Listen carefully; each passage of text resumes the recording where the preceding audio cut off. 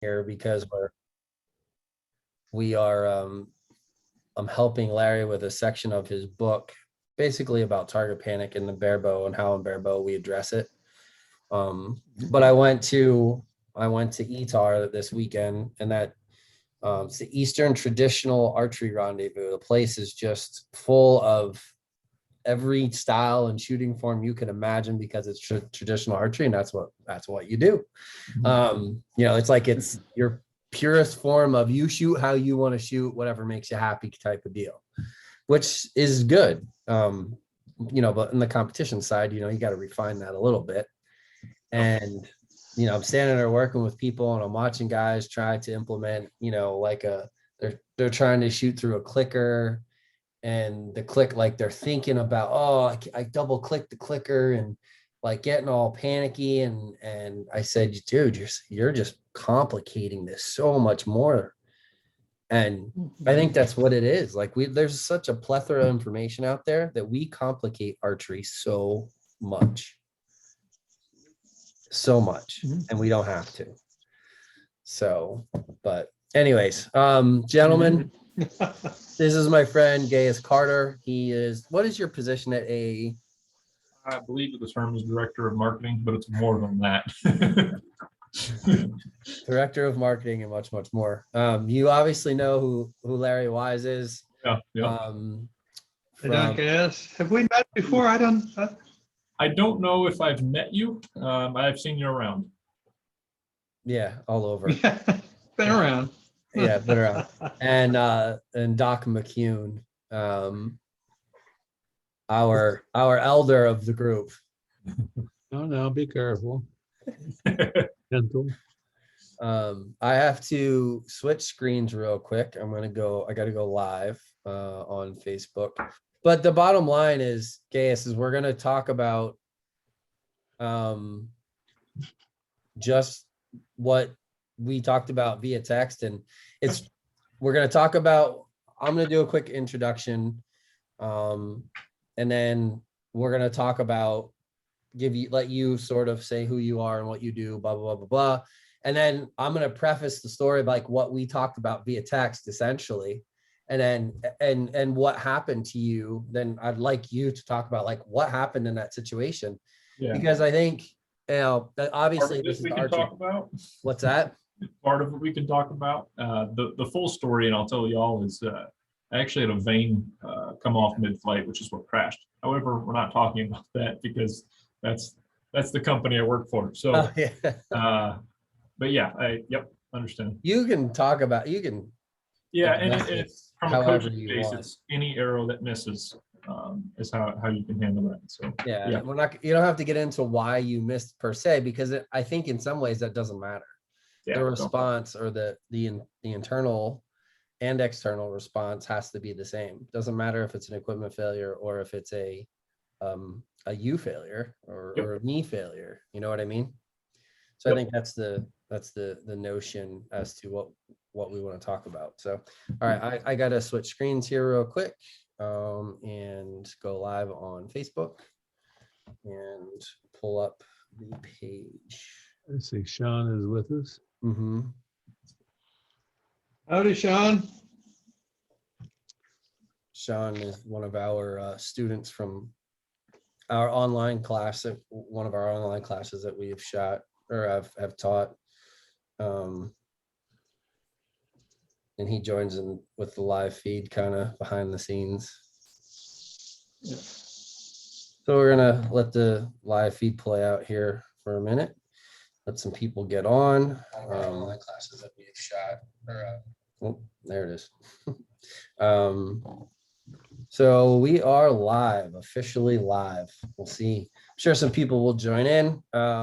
So for those of you who are not familiar, this is the Archery Coach Cast. This is a live podcast where people can interact and talk to the guests and the coaches and whomever you choose. And you can have a discussion and get feedback about things you got going on in your archery world. My name is Frank McDonough. I am the facilitator of the podcast. I don't like calling myself a host because I have two gentlemen who know and probably forgot more about archery than I ever will know with me, and that would be Doc McCune, Mr. Larry Wise. Gentlemen, how are you? Good. Good. Glad to be back at it. Another Monday at noon. Yep. Yeah. Another topic, another victim. I mean, another guest Another. to help us out. Sorry. Yeah, that's funny. So I like that, another victim. So today, this is episode 16, I believe. 16 or 17, 18. Yeah, let me do the math, Frank. Yeah, that's all right. I forgot. You're the math teacher. You handle that. I just worry about the content. He's good up to 20. We're joined. I'm sorry, Doc. What'd you say? I said Larry's good up to 20, and then He's that's good. it. Yeah, that's it. Fingers and toes. We're joined with Gauis Carter, a friend of mine, someone I know through actually the Barebow Project and some involvement there, but he is a professional archer, or tries to be. Now I'm just playing. And had one heck of an NFAA roundup week long. I don't think you shot all the tournaments, right? You didn't shoot them all. I did. I shot all of them. Oh, you did end up shooting them all? I'm thinking of somebody else because I know there's some people. Oh, that might have been Steve Anderson actually who mentioned he didn't shoot them all. We didn't shoot outdoor target. Yeah. So, and we're talking about that recovery aspect from when, in a brief moment, whatever the situation may be, the bottom sort of falls out of your game plan and an arrow goes errant, and that one single arrow can have either an amazing effect on you or a not so good effect on you. And we're sort of talking about that. And Gauis is going to talk about his experience a little bit. And from a professional standpoint, it's got to be, is the approach really any different than an amateur or a kid? Or, how can coaches kind of help shooters through stuff like that? In your situation, a coach can't do much because you're in the middle of a mountain shooting at a hunter face. But so can you just give us a quick introduction of who you are, your archery experience, and let's get into that hunter round and talk about that situation and from your standpoint and from what you do, how do you handle those situations? Yeah, so my name is Gauis Carter. I am the Director of Marketing for Arizona Archery Enterprises, AAE, and I shoot archery professionally. Prior to AE, I had a little bit of the bow junkie involvement.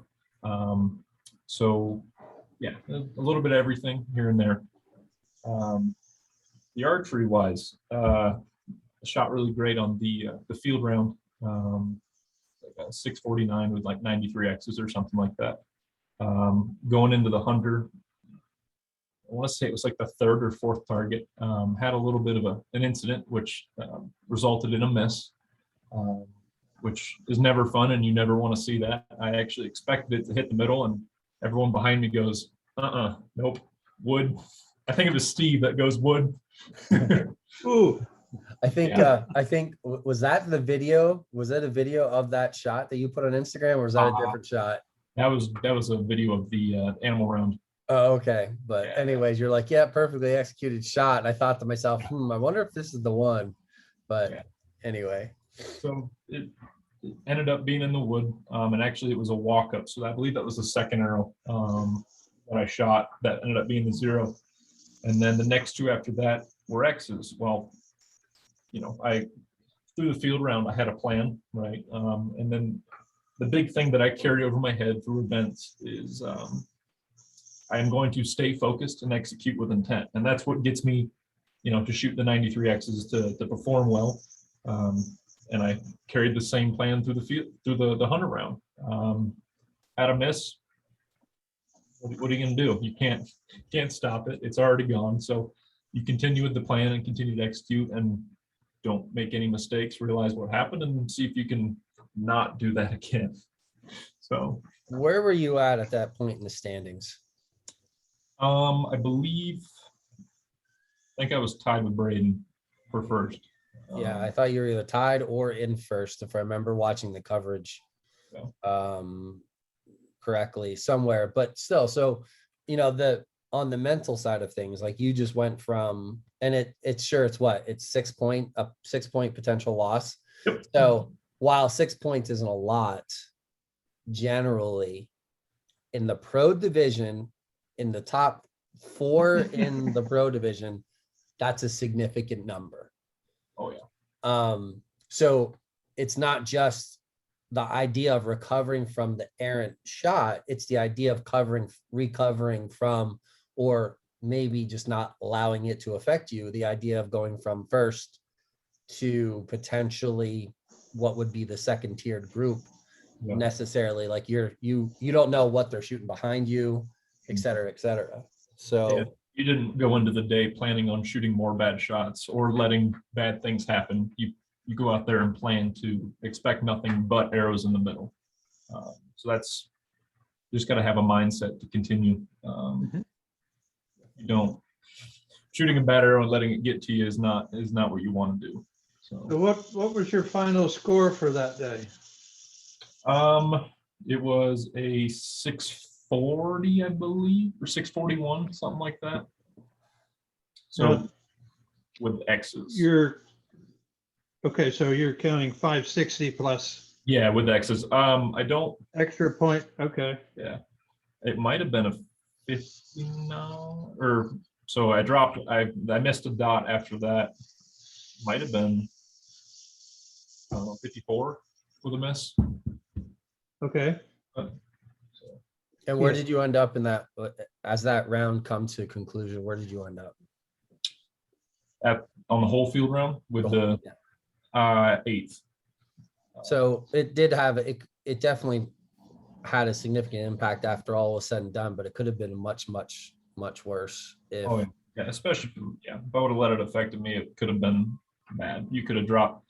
You can make good shots, even with a slight frustrated mindset, and you will just miss X's. You have to be clear in the mind to get the X's and execute on all 4 arrows per target. So I could have dropped a lot if you don't stay with it.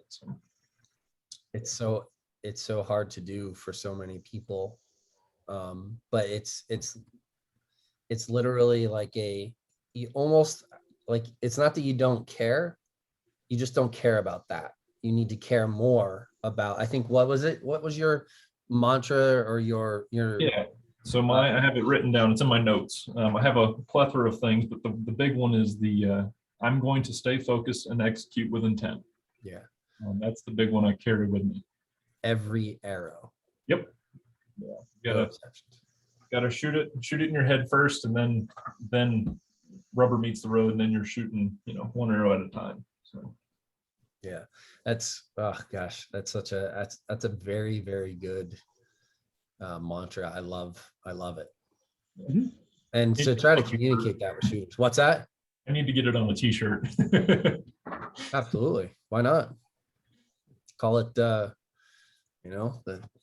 mantra t-shirt or whatever. I have one that has on the forearm, so it's like one of those sun shirts, and on the forearm, because when I set my hook on the string, I have to look at my forearm, and I have finished the shot, and it's just it's like right here on like one of those sun shirts, and that's there so that when I am wearing it, or if I choose to wear it for a specific reason, set my hook, it's the last thing that I look at before I reposture and get ready to go through the shot process.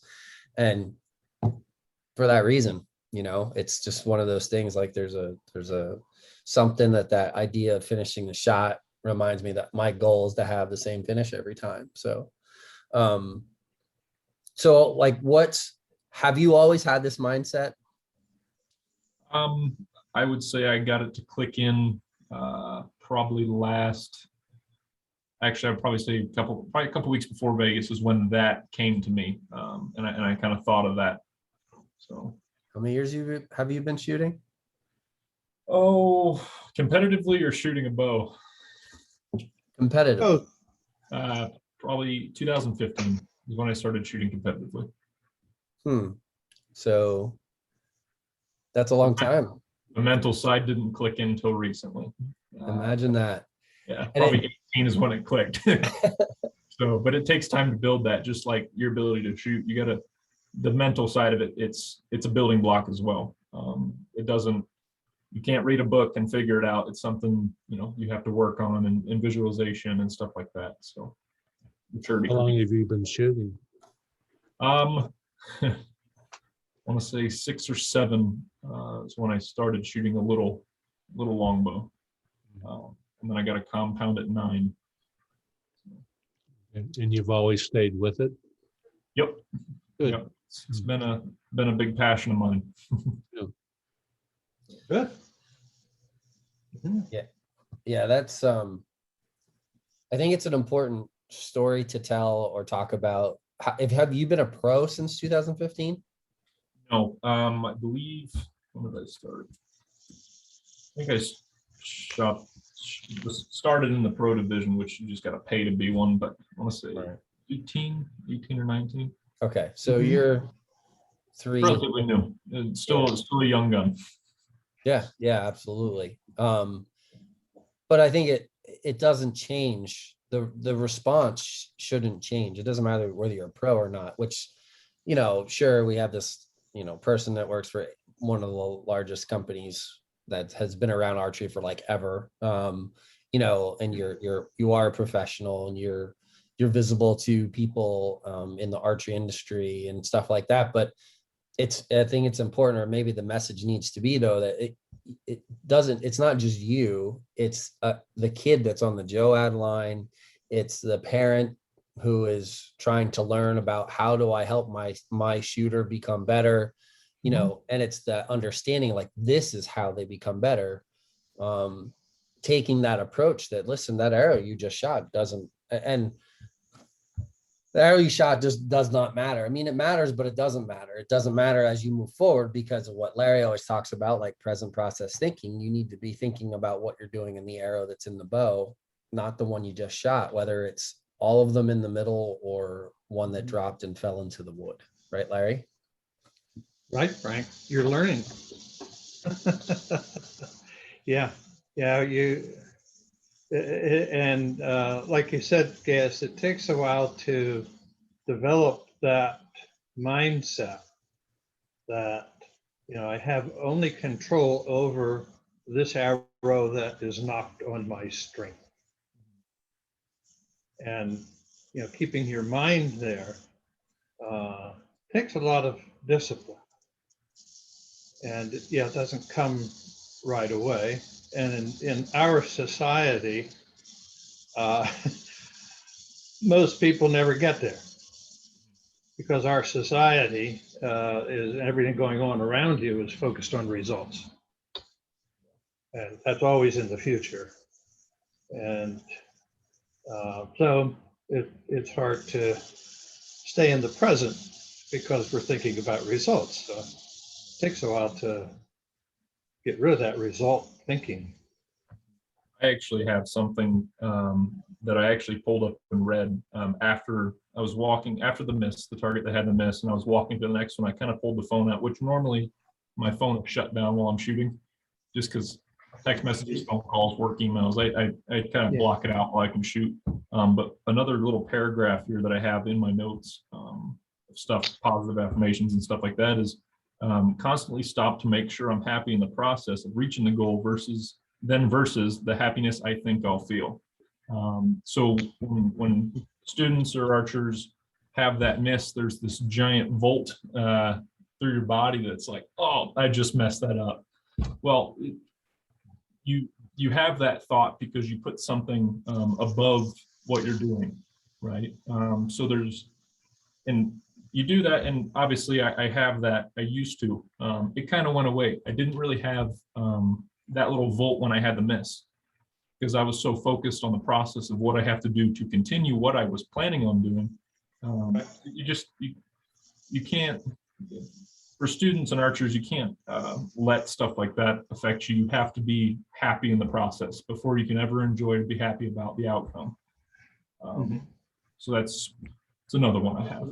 Yeah, you have to avoid, have to learn not to make judgmental decisions about yourself and your self-worth Mhm. based on whether you shoot an arrow in the blue ring or off the target face. Yep.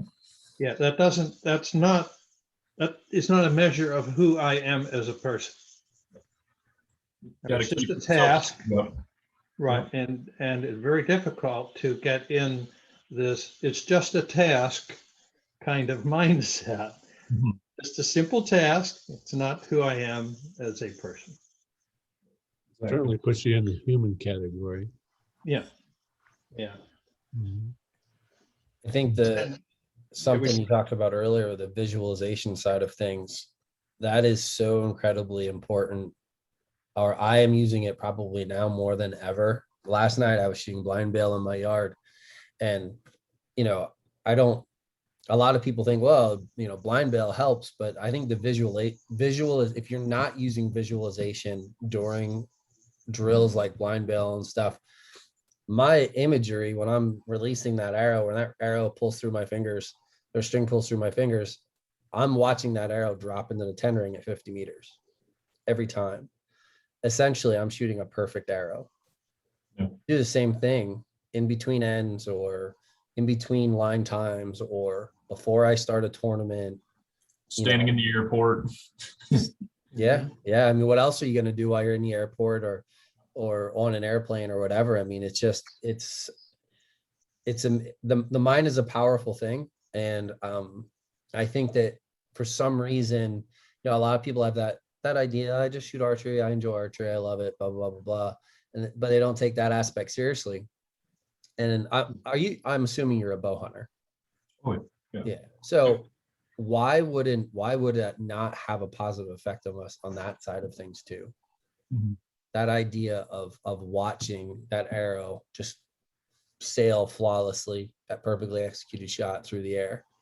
I just don't think it's used enough or talked about enough. And I'm glad that you brought it up. I also like the fact that you're talking about your journal, like you're writing stuff down. That's something that we teach all the time. And you're talking about it from a professional level. I think kids and coaches and parents need to hear that too, because it's a significant help. Yeah, because when I write these things down, and I have images and quotes and stuff like that. But they also help for some. I don't understand it, but when I think of a shot, right? So where my thumb lays, how everything works, what the picture looks like when I'm shooting. These things that I have written down on my phone they all connect somehow. When I can read them, and then sometimes my shot that I think about and how it's supposed to feel like will bleed out because I haven't shot in a couple of days, or whatever. I can read those, and it's almost like that image or that feeling of what everything's supposed to feel like comes back. Probably because it amps up the self-image. It kind of gets the brain working in a positive way, but it's definitely helpful. So one of the things that I was thinking of thoughts that I would want to, give to students or parents. There's a couple athletes on the earth that are great. One of them is Michael Jordan. Whoever, you can have your own fans, but his documentary and his mentality is something that can really get gears working for someone if they're trying to be better or do better. I think there's a lot of things that you can learn from him. The way he talks, the way he carries himself, he has a very positive self-image, and you couldn't beat it. So that's something that I have a quote or two from him that's pretty helpful. So just finding things like that you can work with or read before a tournament or in between ends, or walking down to the score arrows and that type of thing. So Yeah, that's a great idea. I never really thought of that in regards to, like, how do you manage your journal? Do you, what are the things that you put in there? Does it have to be all archery related? I guess really it doesn't at all. And Michael Jordan. Yeah, don't talk about score. Score's not important. Right. Yeah, absolutely not. Mhm. Don't. I never. Another thing too is at home I never keep score. I mean, I'll score a Vegas face when I'm done, but that outside, when I shoot a field round or when I shoot 50-meter round or 3D, I don't care. It doesn't matter, because I'm in my mind it's geared towards perfection. You can't my mind control. So for example, one of the things prior to Yankton that I struggled with, and I have it in my notes that I tried to get out of my mind, but it was still there, is I've never been successful in Yankton in a field round ever in my life. So before this, I went and pulled up the scores from field last year. The best X count that I had was like 60 something X's in Hunter Warfield, whichever one it was. What changed? Well, I practiced last year. I worked hard. What changed was the mental side of it. I worked really hard with the visualization, the self-image, controlling the conscious and the subconscious. And I go out field nationals and it magically shoots 93 X's. Why is that? I wasn't keeping score at home. I was focusing on the process, what it takes to be perfect. So that's a few other things that can be very helpful. It's just those visualization things can make your score jump a lot. You can work with a coach and work, on different form, and form definitely helps. You can't have form, you can't not have form and be successful. You have to have, there's certain aspects of it. Definitely the mental side is something that definitely lacks publicly in archery. Some people talk about it a little bit, but I'm trying to talk more because we have so many great archers now that are struggling. You can really open a can for somebody with the mental game. That would be a great panel discussion type podcast if you could pull in like, and maybe this is something to look at or talk to some of these other archers, some of the professionals. Like I know Steven Hansen has gone through some things with like target panic and stuff like that. And bring a panel of 6 pros in and have a discussion about what are you going through and how do you address it? Because I'm willing to bet that there are hundreds, maybe thousands of archers out there going through the exact same thing. And they think that you guys shoot perfect arrows all the time. They also think we stand on a stepping stool.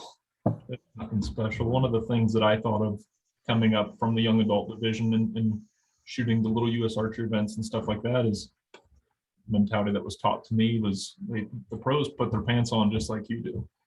They're nothing special. They worked and got where they're at. Nobody just is gifted. Everyone had to work a bunch at one time. Everyone's like, well, Jesse Broadwater doesn't practice. He practiced from the age of like 9 to, he worked. He may not have to now. I don't have to shoot for a week and can go stand in there and shoot, 28, 29 X's. Well, it's because of the effort that was put in prior. So, and the mental part of it definitely helps. But I would venture to say that 99% of the archers shooting, when they knock an arrow, raise and draw it, they're running the thought lottery. They are thinking something different on each and every shot. And I'll bet my life's fortune on that. That's not all that much, but I bet it. Because I know they don't have a disciplined set of thoughts that they think on each and every shot. Yeah. That would make a good book, wouldn't it, Gas? Oh yeah, yep. Well, that book is done, and it's at the publishers. Sweet. Right now. Love to talk to you about it after, sometime later. Yeah, absolutely.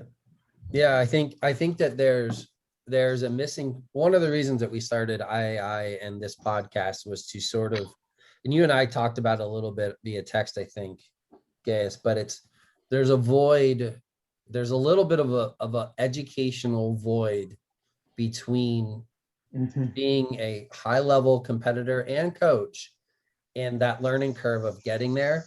And I think that's where like topics like this help, where you have a young, inexperienced shooter. And I love Dick Tone uses the notion of competition callous or anything really in life callous, but like, the calluses you get on your fingers from working hard as a construction worker, it's that same callus, tournament calloused. There's a lot more stress in me traveling and packing up all of my stuff and going to shoot Vegas versus going to Lancaster, because Lancaster is an hour away from me. to go shoot the classic. Do you know what I mean? Like there's just so many components that are out there. And I think we take a lot of that stuff for granted. And even in this situation, and having someone who's been through it, who is a relatively new, but not new professional archer, dealing with those situations. And then all of a sudden, a few years ago, your light bulb went on and you're like, I kind of just need to stop caring about what just happened. I just need to focus on what's going on right now, because you can't change anything. And you can say it till you're blue in the face, but it's not. That moment came for me last year at Outdoor Target Nationals. Same, just like focus, winds blow, and it's so much easier when you're shooting outdoor target because winds blowing and it's raining sideways, and then it's 95 degrees and super humidity, 95% humidity, and you have all these adverse. So that actually helps a little bit, but it's that notion that like everybody else is going through the same thing that you're going through or could be at any given time. Do not worry about anything else that's going on other than what your task at hand is in the moment. And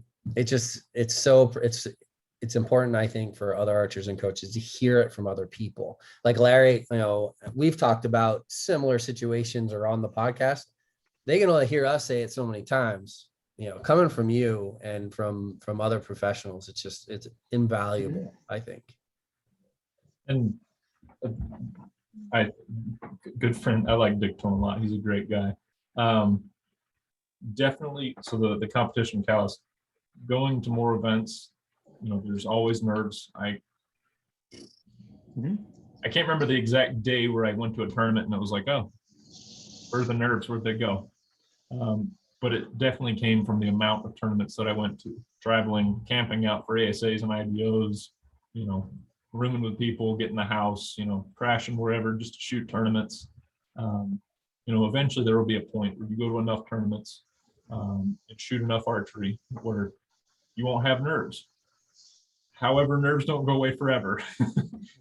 You get in a 1 hour shoot off or a shoot off with anybody, or even a match, you're going to get them, but it's all depends on how you handle it. And that's where you can fall back on your notes that you have, and everything you work toward mentally. But competition callus is a great way to put it.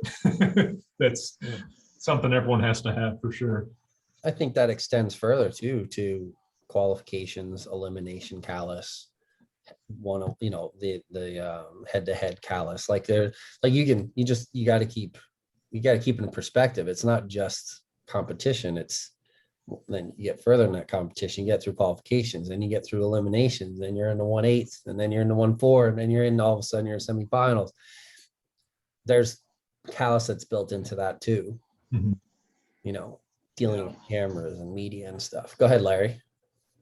Oh yeah, I got a little callus my first trip to Vegas as a professional. Do tell. Well, I've told this many times before. My buddy Jack and I, we practiced the evening before the tournament, and then we stashed our bows at the Jennings compound bow booth, behind the curtain and, all concealed. Because it was a long walk from the convention center over to the Hilton. Next morning, we go over to get our bows to practice a little bit, and then our starting time was like noon or 1. My bow was gone, stolen. So, what are you going to do? Yeah, grab somebody else's and borrow stuff and compete. Yeah. I remember It's time to suck it up. But that builds a little callus. Or rushing to make a sight tape last minute into Reading, because there's always the newcomers that come to Reading and they realize that the elevation change will change their sight tape. They're like, oh yeah, I got to change it. yeah, we learned that the first time to the Big Sky Open. Yeah. You step out to 65 yards and your arrows are 5 inches high. Mm-hmm. You soon figure it out. or, the last minute, bow's not holding still type thing. Oh, String, string stretch, cables, you have a yeah. wing crack, everything, if it can, it will happen. Yep. Cracked wheel, cracked bearing on the wheel was slanting, and It'll roots are happen at going the worst away. time. Yeah. It will happen at the worst time. Or you pull up to Breaks a in the middle of tournament. the tournament. Literally, the limb breaks. I The pull- one thing I'd like to throw in here is a comment about the what Gaius is calling nerves. I mean, you're really talking about performance anxiety. That's a general category. Whether you're a singer, a speaker, a golfer, whatever your activity is, and if you found yourself approaching that activity and you didn't have what you call nerves or the energy of anxiety in you, you might as well pack up and go home. Yeah. Because your investment of passion is not there, and that'll show in your performance. Yeah. Whether it's in the arrow, the golf ball, the tone of your voice as you're singing, or whatever it is. And I don't know if you're aware of this book, and I'm not selling books here, and especially I have none to sell. Larry has a whole stack of them. Although I've done enough research to fill a library. But I'm not a professional archer. I'm an archery professional, and I've researched archery neurologically and so forth. What goes on in your head when you shoot? And there's a book that I think is really great. It's called the Practicing Mind. I don't know if you've read it. It's a little book, probably 250 pages or so, by Tom Sterner. And Tom was a pianist and then a piano tuner. There it is. There's that stack of books we were talking about. He's Yeah, also that's an here. archer. He's a pilot. And I mean, I never played an instrument professionally, but I'm a pilot and an archer and do some other things too. Speaker, was preacher, was pastor for years. And the best person that ever was teaching about preaching said the same thing. If you don't have that feeling in you that I just as soon run now rather than get up there, then the passion isn't there. What you need to do, and Tom Sterner talks about it beautifully in his book, learn how to channel that. Use As it as the fuel. energy that runs the machine. I mean, you're the machine. You're the archery machine. You and the bow and gravity and a few other 100 things in the natural system are making that arrow go forward. You're only part of it. You're not completely responsible for it. You're just responsible for your part. And if you can allow yourself to think that way, the mantra idea, which is almost as old as the stones on the earth, is a way of keeping your mind clear of thinking, but full of passion. A mantra should be as simple as possible. I mean, you have a long mantra here. It's almost more of a motto, which is a mantra of some sort. But keep your mind clear of the chatter. Mhm. You know, am I going to do as good as the other person next to me, and so forth. Or I'll Clutter. never forget when Free my of arrow clutter. hit the wood. You know, things like that. Keep your head. And one other little piece of things, even before you got onto this planet, at about 20 weeks or so, as a fetus, you started to do something on your own. First time ever, as a little critter, you started to chew in the amniotic fluid to practice sucking and eating.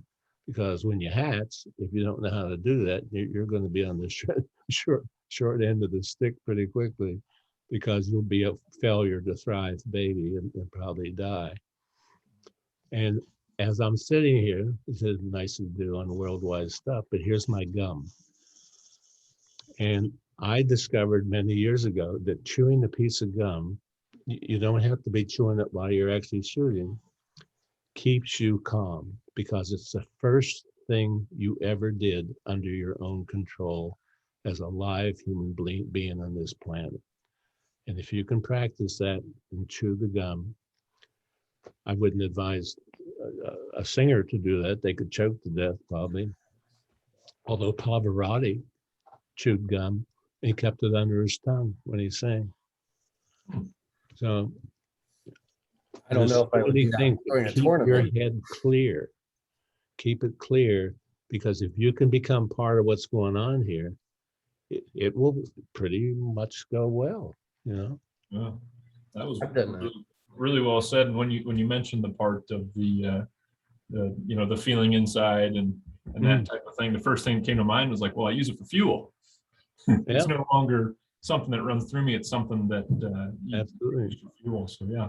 You start up your vehicle or your motorcycle, whatever you drive around on, and there's no noise. Now these days with the hybrid things, they don't make a lot of noise, but you know when it's running, and if it isn't running, you're not going to go anyplace.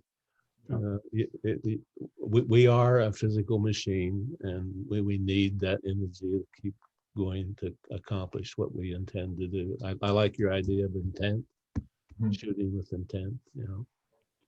And I think that, I guess the way I started to channel that energy was, I think, really through that phrase, because that is something that I say almost every time. I should say every time, and then I go on autopilot, and then mess up. But that's definitely, it's all very true. I don't know, that whole segment right there should be recorded and put on YouTube. That was really well said. It is on YouTube. We just recorded it.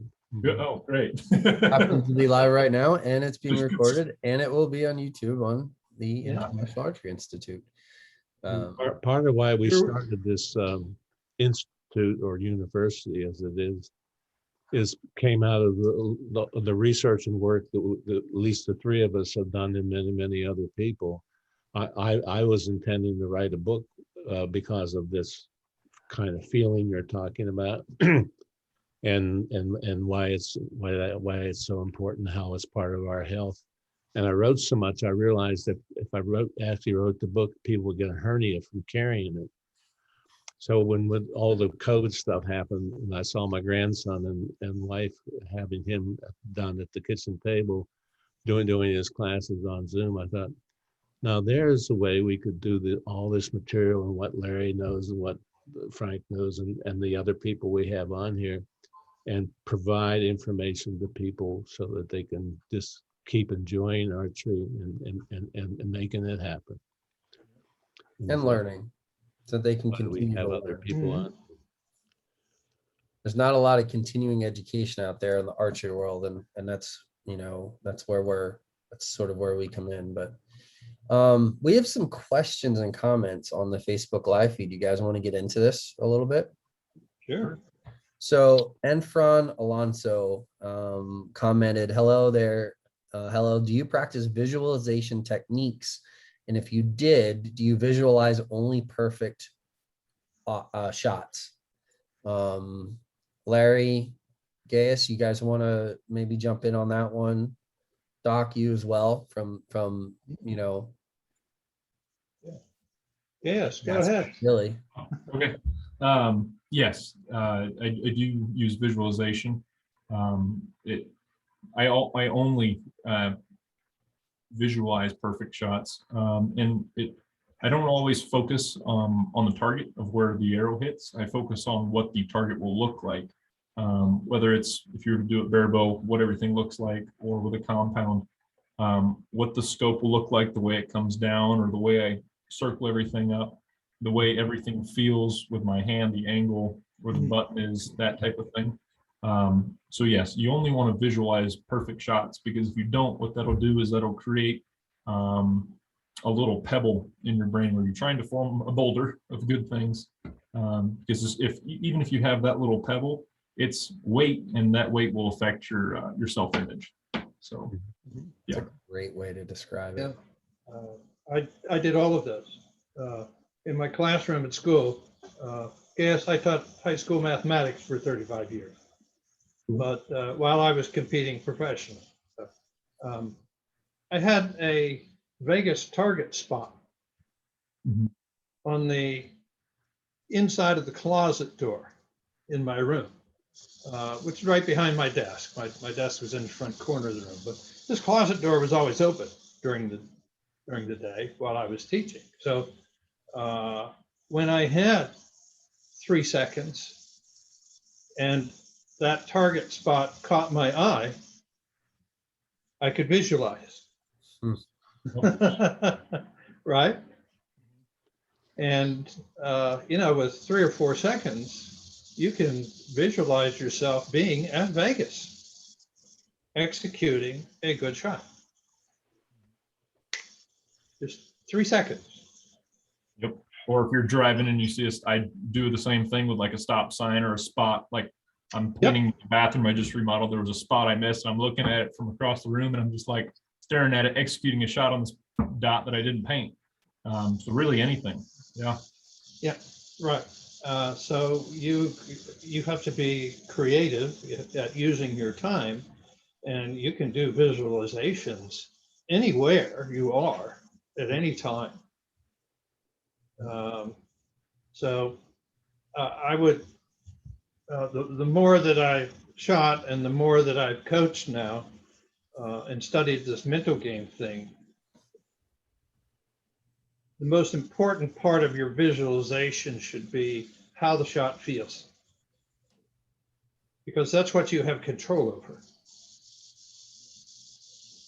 So that would be a very important part of visualization. And being confident. And when you're shooting your bow, you want to be confident, but you also want to be confident while you're visualizing. Expect nothing, but the middle or what you're looking for. Yeah, this shot feels, I have control how it feels. It should feel this way. Yep. And right, and that is part of your confidence. You know it works. Yep. Yeah, for those watching or who happen to watch this recorded version, Jay Bars was on our podcast a few weeks back, and he talked extensively about this as well. Talked about visualization. He talked about his last 6 arrows in his individual gold medal match, how he stepped up there and shot boom, boom, boom in like 30 seconds and walked off the line, and everybody was just looking at like, because he had shot those arrows so many times before visually. Mm-hmm. And we just there's a value to it, and I don't think that enough people are really truly taking advantage of it. Let's see here, we do have some other comments if you guys are ready to move on. We have Hawk Granville. Morning from SoCal. How close to tournament conditions should you try to get into training, i.e. timing, lighting, background, noise, et cetera, et cetera? You guys want to, I know I'm going to comment on this one a little bit. And the first thing I'm going to say is, if you're not watching the Olympics right now and don't understand the idea of tournament conditions and how valuable it is, watch how well Korea is doing right now, and how the fact that they've been training in a replica Tokyo Olympic Stadium for the last year. That's all I'm going to say about that. But in regards to the other stuff, I mean, if I have an opportunity to shoot in rain, I shoot in rain. If it's windy, I try to get out and shoot 50 meters in the wind. And then obviously more venues you shoot in to get used to lighting conditions, the better off you are. I mean, you guys want to comment on that a little bit? Yeah, I practice. It's just 2 miles from the house is where my local archery club is. So I did my practice shooting here, let's say for indoors and outdoors. I did here at the house, but indoors I was shooting in my basement. And so that's where I did my practicing, experimenting, bow tuning, etc. When I went to my club, It's just 2 miles away. But when I went there, I shot official scores only. And in my early days, there was a lot of guys there shooting. And it was raucous. So a lot of noise, a lot of joking, laughing, some stabbing the stabilizer into the floor in disgust, all of that. It was around me, and I had to learn to focus on my shot process. And that paid dividends at tournaments because the conditions were, similar to tournaments where there's a lot of crazy input stuff all around you. If you don't have a plan to think on something that contributes to your shot, then all of this clutter gets in if you don't have a plan.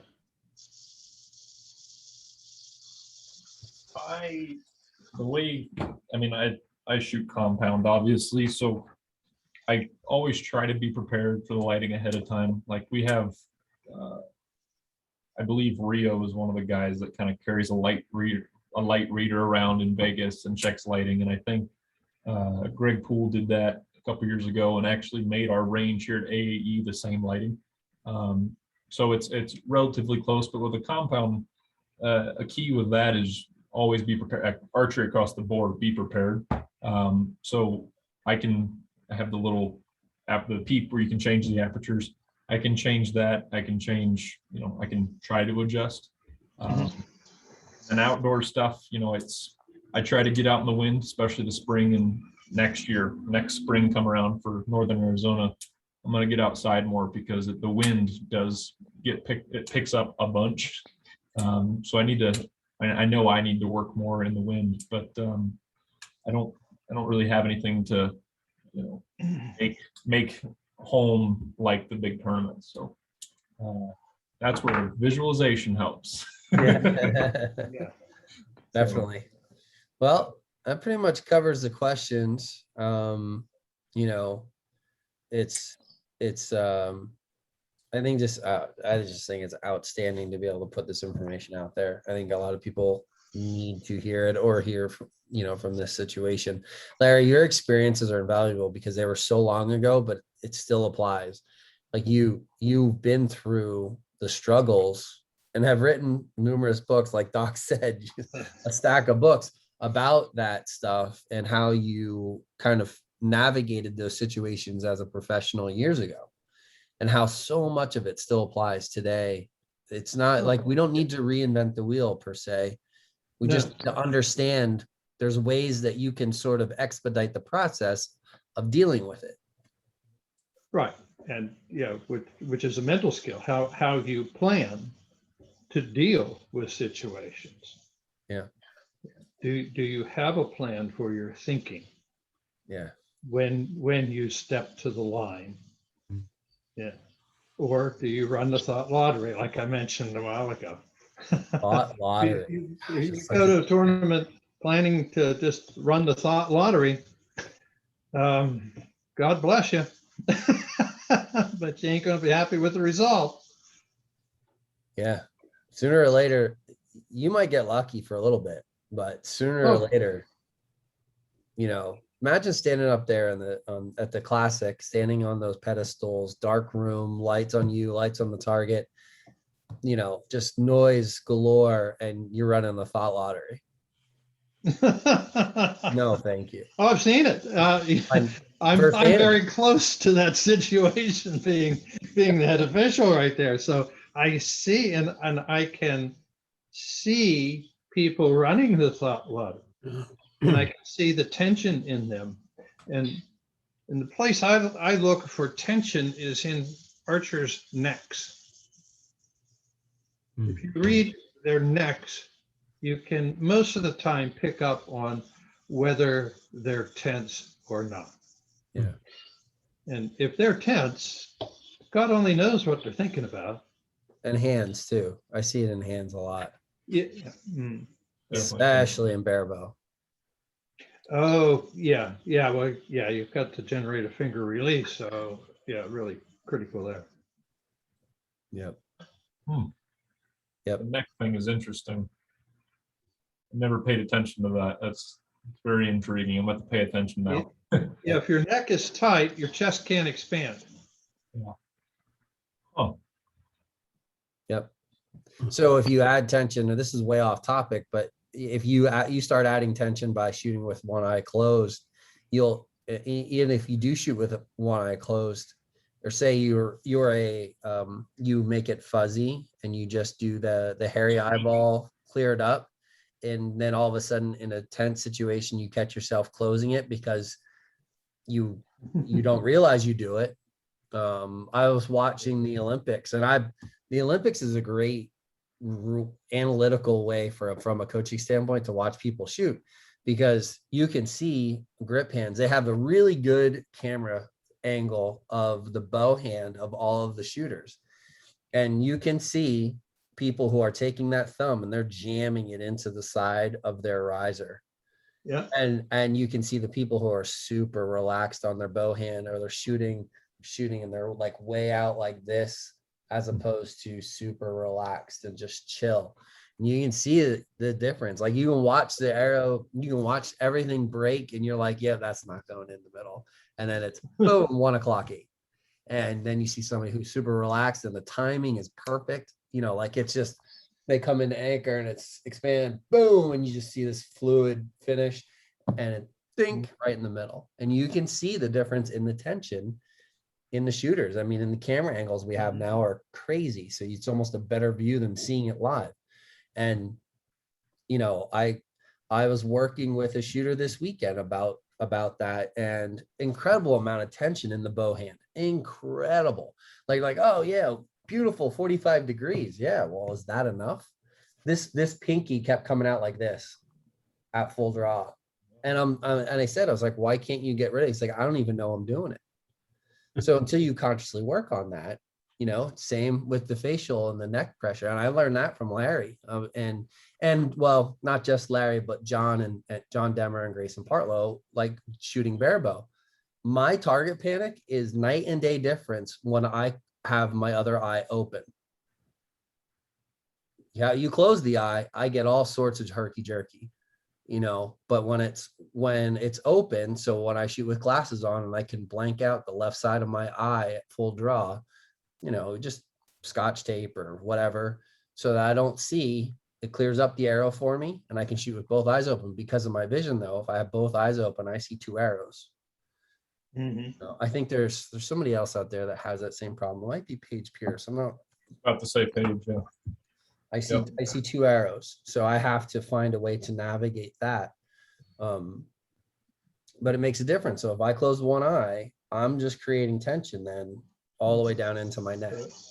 yeah. That's like the hand position thing that Larry talks about too with your release aid. The tension that happens here, right? In your pec and into your shoulder. If you go bink like this. Yeah, that connects into your chest right there. Yeah. So is that going to inhibit that expansion? roll up?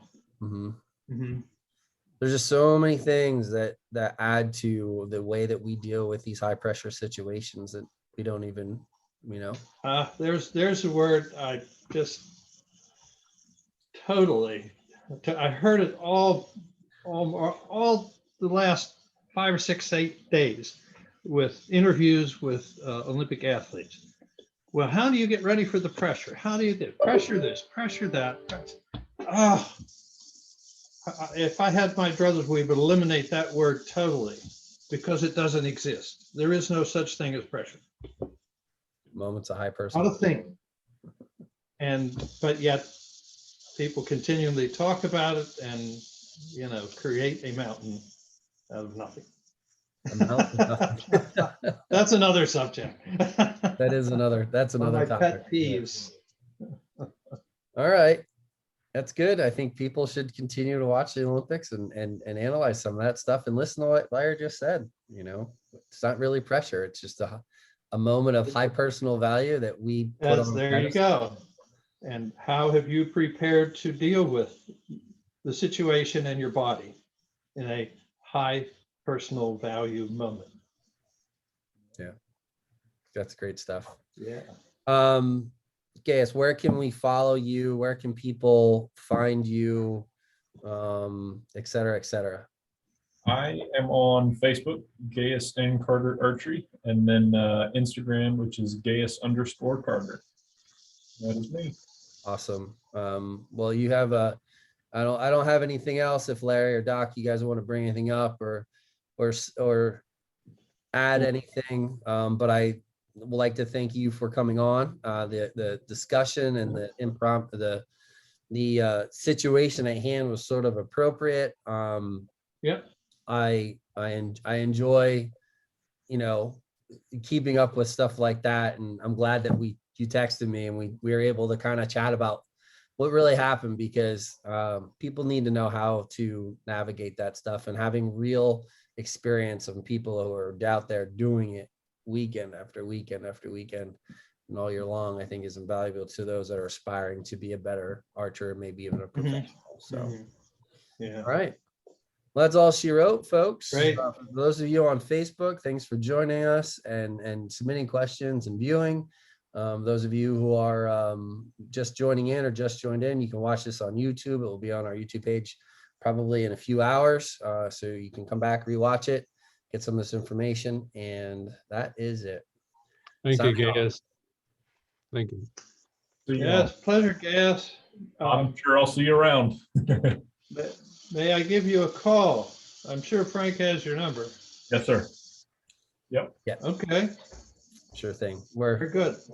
We're no longer live on Facebook, so you're good there. But anyways,